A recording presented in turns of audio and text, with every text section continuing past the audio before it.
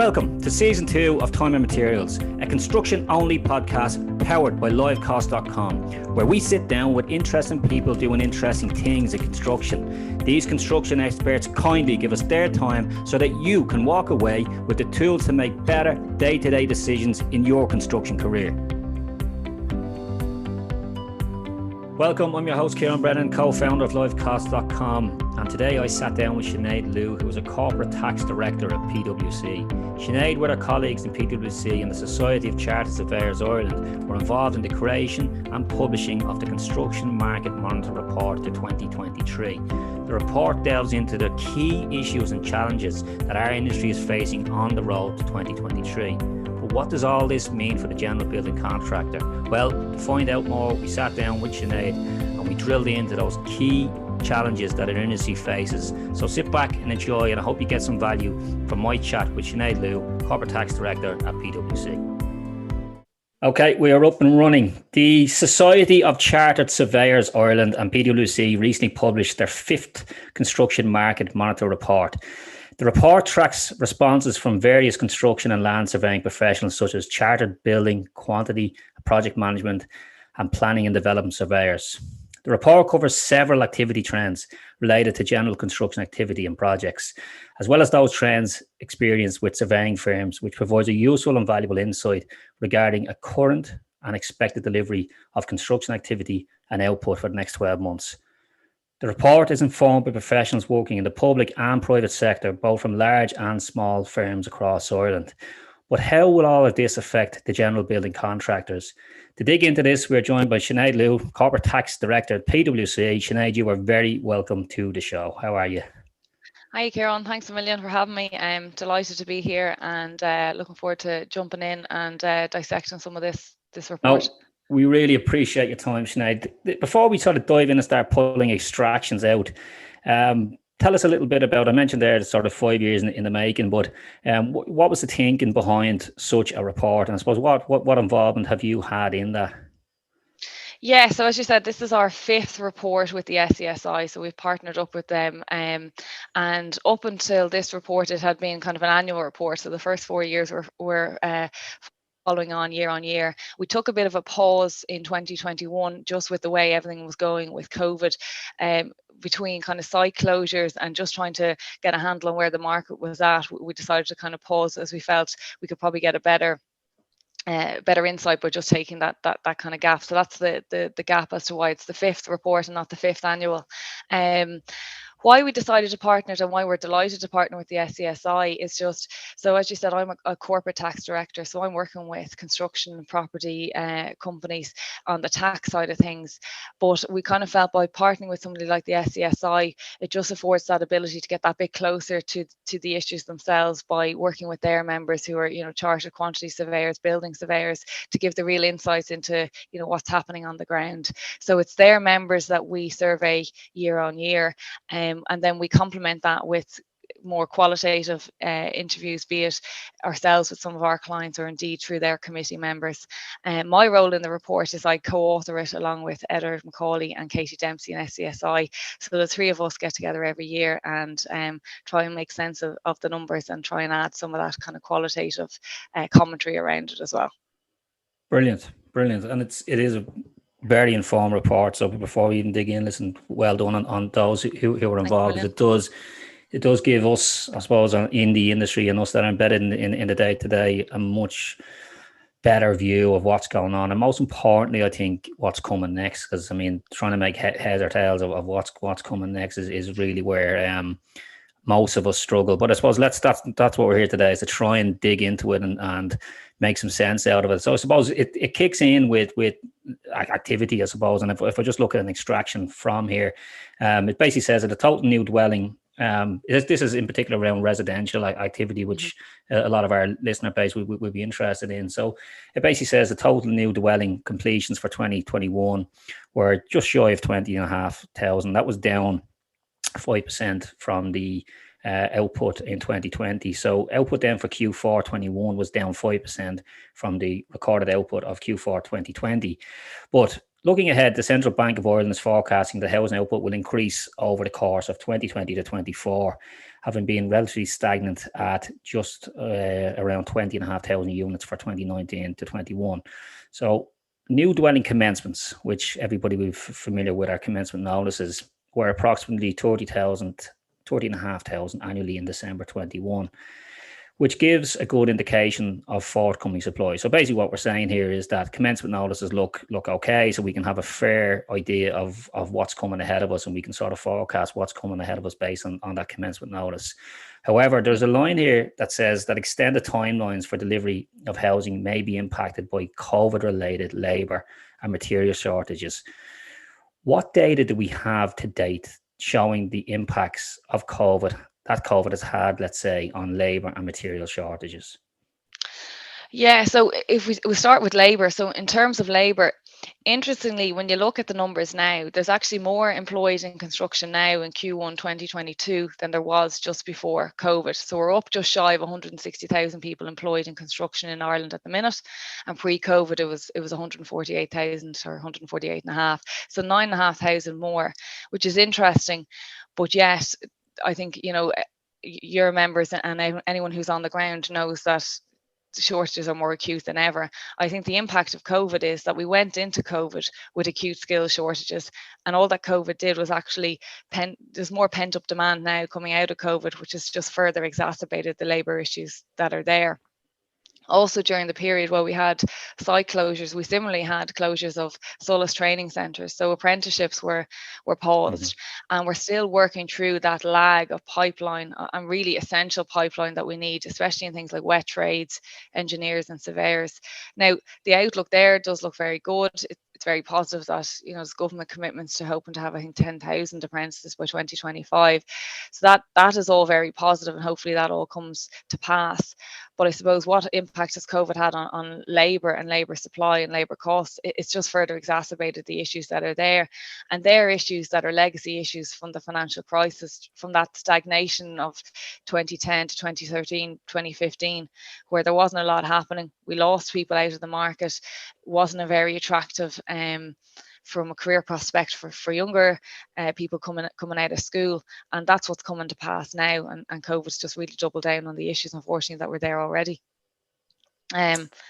Similarly, then, just looking at materials, I think the SCSI for 2021, their annual construction cost inflation was 13%, which was up from 8.3% in 2020. And again, you've COVID-related stoppages, be it factories closed globally, so materials weren't being made. You've supply chain issues in terms of stuff just, again, couldn't get out of ports, be it that it was just log jammed, lack of people there to actually process the stuff through the ports. A lot of people moved to actually moving freight via a sea rather than air, because airports were closed, flights weren't happening as much. And actually, you have the perfect storm, really, of COVID that followed on from Brexit. And then you come into 2022 and you have the Russia-Ukraine war, which again, further causing issues around things like copper. A huge amount of timber comes from that part of the world. So what COVID has done there is really just put further pressure on supply chains, slowed everything down. And that's what we're really seeing come to pass now in terms of people trying to get a handle on people, get a handle on materials, and they can't, and that's slowing things down. One client, now they're building a commercial building up in the city centre. They can't get their hands on microchips for air conditioning units, slowing down the whole project. And it's got to such a point now where they're putting not their construction guys, they're putting kind of some of their office staff on flights to Germany to try and get their hands directly on microchips coming out of factories, because car manufacturers over there are getting to them sooner. So things have got to really critical points for certain things like microchips, semiconductors, paints, coatings coming out of China, where factories are still closed due to their zero COVID strategy. It's just crazy. I mean, the delivery of I've been embedded in projects pretty much all my working career, and they're difficult enough. It's difficult enough to deliver a project in the best of working conditions. Exactly. And when you're dealing with this stuff, it's just beyond belief. I mean, it's been widely documented that, the current rate of inflation is unprecedented. I was surprised that I read that 41% of surveyors anticipated that there was actually going to be, they expected an increase in profit margins over the next 12 months. There was 49% expected profit margins to remain the same, but there was a significant increase on the figures reported in 2020 when only 3% of surveyors anticipated seeing an increase in profit margins. So when I looked in at that element, the inflation element in the report, it showed that 10% of surveyors expected profit margins to go down in the next just 10% now. That was a surprising amount to me. With all of this stuff that's going on, only 10% of the surveyors that were involved in the report expected that profit margins could go down. So in that case, I suppose if we think about that, are we just saying that all the cost increases are just going to be passed on to the client to enable contractors to maintain margin? Or do we see a point where a lot of this is just going to start becoming unviable? I'll caveat this at the outset with that report was informed by surveys that were done in June last year and January this year. I reckon if we ran that, which we will be running it again in the coming months, I'm very interested to see what the response is now, because I think certainly June last year, I don't think we had the same sense of what was to come. January, we might have had some sense of some headwinds there around inflation and talk of interest rate rises. But in terms of the geopolitical, Russia, Ukraine, energy price pressures, I don't think many of us predicted things were going to get so bad, or certainly didn't probably predict, albeit maybe naively, that war would happen, and look what's kind of happened as a result. So I will just caveat kind of saying that I do think the answer would be very different if we ran it now, and it will be a good one to track when we do the report this year. But in saying that, I do think as well there's some nuances maybe between kind of public sector and private sector.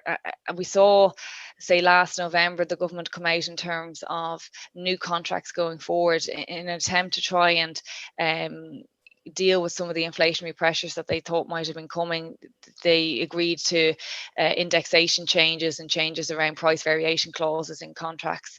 And then in May of this year, we had the inflation cooperation framework, whereby where there's public works contracts ongoing at the minute, the government have committed to, I think, bearing up to 70% of inflation related cost increases. Now, obviously, there's nuances to all of that, and it all has to track to CSO data and things like that.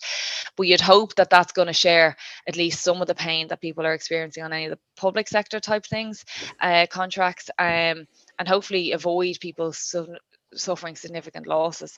If we flip then to the private, I think it's a lot more difficult on the private side of things.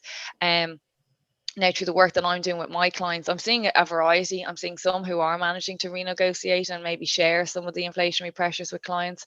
I'm seeing others who are just having to bear it themselves because they're in fixed contracts with clients, and clients aren't willing to budge.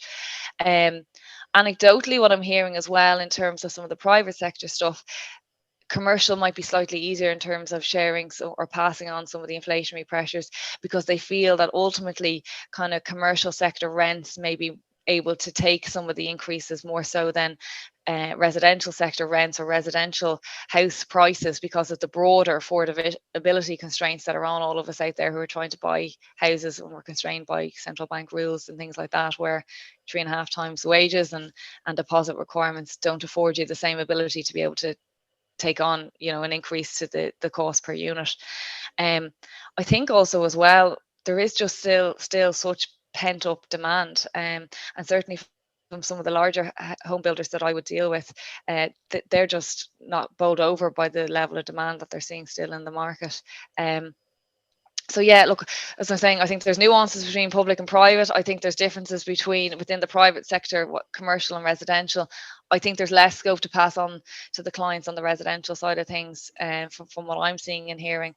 I do though think if we ran this now, or when we run it in a couple of months' time, be interested to come back and we can maybe revisit the question again then and see what the answer is looking like then. I think it'd be very different. Yeah, it's similar to what I suppose we hear from a lot of our customers and people that we've been speaking to, is that it's a project by project case, seems to be a lot of what we're hearing. Ultimately, it comes down to the contract you've signed, which is the commitment that you've made. in certain cases, that can be a contract, it could be a job project that's been running for the last 3 years, and therefore, who would have absolutely known what happened in the last 3 years? But it is what we're hearing a lot of the time is it is a case by case basis, whereby, and the evidence is there. If you've had 12, 13, 14% increase on key materials that have been supplied to that project, and you've got letters from your suppliers and invoices, even which is the actual data there. I mean, a lot of clients can see that, and I mean, no one wants a project becoming viable, and I think that's what we're hearing is the market is tending to work together. But the advice we're hearing out there is ultimately it comes down to the contract you've signed. So be careful what you're signing, I suppose, going forward. Exactly. And it is difficult for people, and I have some clients who are really struggling to price things because they're being asked to even build in a level of inflation on top of what's there now, and they don't know. It's kind of a bit of finger in the air for them, because they're saying, do we go with 5, do we go with 8, do we go with 10? But it does come down to the contracting and trying to build in a bit of flexibility where you can. And like you said, thankfully we are hearing a lot of sharing of the pain, but unfortunately there is other instances where I'm hearing of things being paused or people just having to kind of walk away because they just can't make the numbers work. But thankfully, I'm not hearing as much of that. More so the sharing of the pain, which is decent and what you like to hear. One of the tools that can be used, I suppose, to manage these types of, when we're asked these questions around, can we build in inflation or stuff, and it's something I'm ultimately really passionate about, is construction technology, which is why I'm sitting here today. I was delighted to see a technology element of the report, which was great. What struck me about it was, I remember reading a report from JLL, who are a powerhouse when it comes to the prop and prop tech space, and they done a report in 2020 which basically said that due to the pandemic, that construction technology had basically been accelerated 3 years, compressed into 9 months because of what we faced within that pandemic, which was great for construction technology as a whole, because the market was forced to wake up that there's a better way and an easier way to do things. I mean, now that this has sort of played out a little bit, what impact has COVID had, in your opinion, on the adoption of technology in construction? You've said it there. I totally agree with you. It's acted as a massive catalyst. It's catapulted the industry into having to do something that maybe, it's quite often a charge that's been levied against the industry, is that it's probably lagged behind. And I don't mean specifically the Irish industry. I mean globally, construction is seen to be lagging behind in terms of adoption of technology. But COVID, through closures of site closures, health and safety requirements around social distancing, and the need to be able to get back on site while adhering to public health measures, has really just forced new ways of working and new ways of thinking, which I think is extremely positive. And I think as a result of that, we are hopefully starting and will in due course reap the kind of productivity and efficiency gains that probably the industry has needed and been calling out for a long time. I think, though, what will be really important, I think the private sector has really stood up in that regard and has invested heavily in that. I think, though, any kind of innovation culture that's being harvested can really only be sustained if the public sector and public procurement equally invests and starts to adopt the same kind of approach as the private sector, because otherwise we do kind of run the risk of those gains that are there and those modern methods of construction, new ways of doing things, just falling by the wayside if they're not going to uniformly be kind of adopted. Because if you have a smaller contractor who's making, it's a big investment, be it time and people, and if they're willing to do that, they have to be able to, they should be entitled to their return on investment and expect to get their bang for their buck.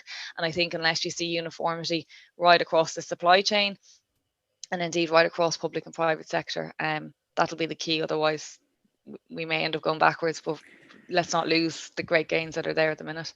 Couldn't agree more. It's similar to, we spent just recently there, Digital Construction Week in London. We spent a bit of time there, and what struck me, what amazed me, was that every piece of great technology that was on display was all targeted at the top end of the industry, which is great, and we need it there. But what struck me as I spent a few days over there was to say, well, if this happens, is it not just a case that the top end of the industry pulls away and is completely digitized, and then what about the rest of the industry? And as we know, it's the subcontractors, it's the, you know, the people that are out there buying the materials, supplying the labor to these sites that are the backbone of the industry. And what if they're not going to be brought on this digital transformation with us? Well, then you're going to have this disconnected system, and it's not going to work. So it struck me as I was over there to say, well, this doesn't make sense to me. This is just one element of the industry that's been targeted, because obviously that's the end of the industry that we know is profitable, and we know there's money to spend. A lot of them have, you know, technology budgets now in place and personnel being trained to basically implement technology. But it just struck me to say, this is not the approach. We've got to go on this together, or else it ain't going to work. I mean, there's no point in having our tier 1, tier 2 contractors completely digitized with slick technology, and yet the core of the projects are not. You mentioned something there, which was adoption, and you know, it's key. What challenges have been identified to adopting new technology in construction?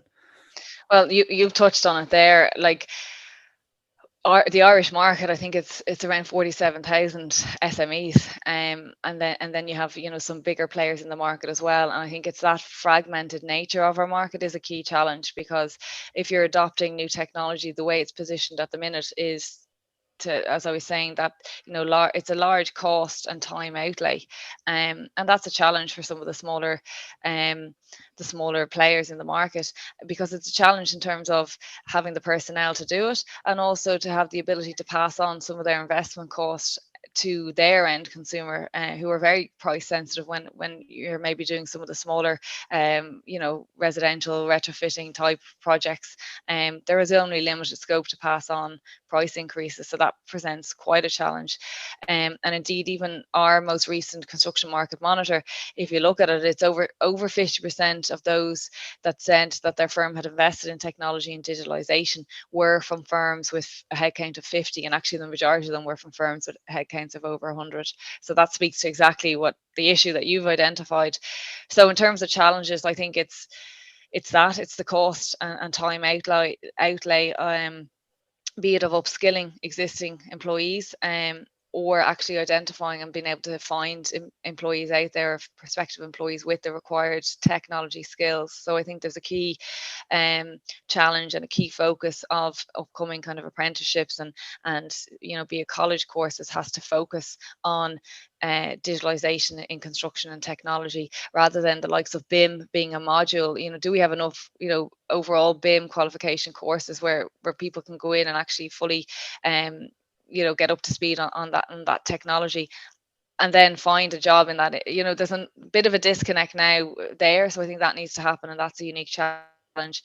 I've spoken about the challenge around adoption across public procurement and focus in that area as well, and I think that speaks to just a broader uniformity challenge right across the sector. You've different elements and sections within construction using different technologies, and then you have different levels of the supply chain. You don't have the same level of adoption across that, and I think until we can bring the entire holistic industry together on board with technology, it's going to remain patchy. So I think the key challenges, unfortunately, is just a lot of it's to do with the scale of our industry. Yeah. Well, with that challenge becomes enormous opportunity, because we're seeing it on the ground with companies that are just embracing and have, you know, COVID has opened their eyes, I suppose, into what's out there, what's available, and how efficient companies can actually be run now through technology. So with that challenge, you know, investing the right people into solving the right problem for, you know, one problem at a time in your company, in priority of what is the biggest problem we have in the company, and can it be solved by using some sort of tech out there. We've seen some great results on the ground, and that's just the way it's going to be. Those who decide not to are just going to be simply left behind. 100%. There's no question. We spoke and interviewed with your colleague actually, Colin McCallaghan, in early 21, where we dug into a report that was titled Brexit and the Irish construction sector. At the time, Brexit was early, and I suppose the effects were just not clear to be seen. What problems is Brexit causing the Irish construction contractors? Brexit is a funny one, in that, because of everything that's gone on kind of since with COVID and stuff, in one sense you'd nearly be forgiven for half forgetting about Brexit. In saying that, we'd have an awful lot of clients who have exposure to the UK market, so so they wouldn't agree with that, and they'd say they're acutely aware of what Brexit Brexit is impacting them. And indeed, the respondents to the latest construction market monitor, I think June last year, over 50% said they were impacted, and that only moved to slightly under 50%. So it is impacting the sector. And that report that you referenced there, and at the time you spoke to Colm, that was post referendum but pre Brexit, and what was anticipated at that point was material shortages or cost increases, impacts on supply chain, labour challenges, and currency and pricing challenges. And that's really what we've seen come home to roost. And if you look at the results coming out from the people that we surveyed in June and January, and if I just look at what I'm dealing with day to day with my clients, it's trying to move goods cross border, and the additional border checks and admin that goes with that, which is just burdensome, time consuming, and costly. So that's a major challenge. Second major one is supply chain delays. Now really that is that perfect storm I talked about. Brexit obviously requiring more to move through borders, but also you have the knock-on effects of COVID, where just ports are completely clogged. Also you can't get your hands on materials as easily. So Brexit has just probably further exacerbated issues that were already there around logistics. And then the third one really is labour, so staff mobility and employment. And where that's really biting is where you have maybe UK operations and you want to bring non-UK resident nationals and non-Irish residents. So anybody outside of the UK and Ireland, you want to bring them into the UK. Massive visa requirements there, cost and time around that, and limitations as to how long they can stay. And equally, if you have UK resident individuals that you want to bring anywhere else in the EU bar Ireland, quite a challenge, and it's just adding an awful lot of time and delays. And the industry is quite an agile industry, and they want to get on site quickly, get in, get stuck in, and that's what's causing an awful lot of frustration around this labour point, that it's taking an awful lot of time and people are just losing out on weeks delays in terms of getting people on site, and they maybe have they've contracts where they have to be in and out, or else penalties start cropping up and things like that. So they're the main, it's kind of as predicted, to be honest. It's like what was said would happen has come home to roost, but just further exacerbated by COVID. Unfortunately, it would have been a challenge enough on its own, but COVID has just really turned the dial up in terms of materials and supply chain and labour. With all of these challenges then, and there's a few that we've touched on even in this sort of brief conversation. I mean, inflation is the one that jumps out, Brexit, new ways of working. I mean, there's just a lot of challenges. I suppose, what does the next 12 months look like for the Irish construction industry? I need a crystal ball. I suppose, look, I heard an economist on Friday describe it as uncertain, and I know that maybe seems like a bit of a cop-out answer, but I think there is an awful lot of uncertainty, and the uncertainty is around how high will inflation go, or when will it peak? What will interest rates do? The higher they go, the more challenged even investors are around lending. And look, they're the backbone to an awful lot of the activity. Is ultimately the investors coming in, and then there's the Russia-Ukraine war, broader economic outlook. But in saying all of that, like, we came out of COVID in a very strong position. And the economic outlook was very positive. Obviously, this year things have come under a bit of pressure, but I think fundamentally, where I'm taking a lot of solace is, yes, kind of forecasts may be being revised downwards, but they're still predicting growth. And I think so long as we still have growth, we're in a very, very positive position. I do think the next kind of 9-12 months could be challenging.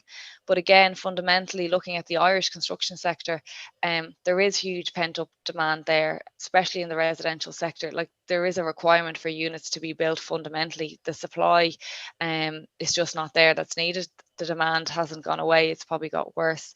Still have huge commitments around capital investment, because again, that's critical to FDI, which is fundamental to the overall success of the broader economy. So I think it's uncertain. I think we've challenges ahead, but I think fundamentally the underlying all of that is a strong outlook, a strong pipeline. If nothing else, this industry is resilient and it's shown its agility in terms of, and it's continuing to do so. And I think, like you said, investment around things like technology, investing in people, and making sure the industry appears as attractive as it can to younger people coming out of school and college is critical to its success. But I would like to think that, the outlook is positive, albeit I think we have, a challenging few months ahead. Yep, let's wrap it up on the positive then. If anyone wants to know more about the report itself, where can they find that, Sinead? They'll find that on our website, so pwc.ie. Within the services there, you'll see real estate and construction, so they'll find the report there. Or indeed myself, Sinead Lew, you'll get me via email or through the website as well. Very, very happy to talk to anybody around the report, any particular aspects or questions that they have. And would look forward to maybe picking this up with you again when we rerun it later this year. I think it could be some interesting trends that we could maybe pick up again, Kieran. And just thanks to you for the opportunity today to get to talk down through it. More than welcome. Sinead, thanks for your time. Appreciate it. Thanks, Kieran. Cheers. Time and Materials is brought to you by LiveCost, the construction software fully designed to manage your construction financial forecasts. Visit livecost.com to take a product tour or reach out to our team of construction cost experts to transform your project profits. Any links mentioned during this episode, including speaker profiles or any other resources, are available on the podcast show notes. Your feedback is also welcome. We would really appreciate if you could take a moment to leave us a review or email your comments, guest suggestions to hello@timeandmaterials.com. Finally, if you haven't done so already, please don't forget to subscribe. Thank you for listening. Until next time, I'm your host, Kieran Brennan.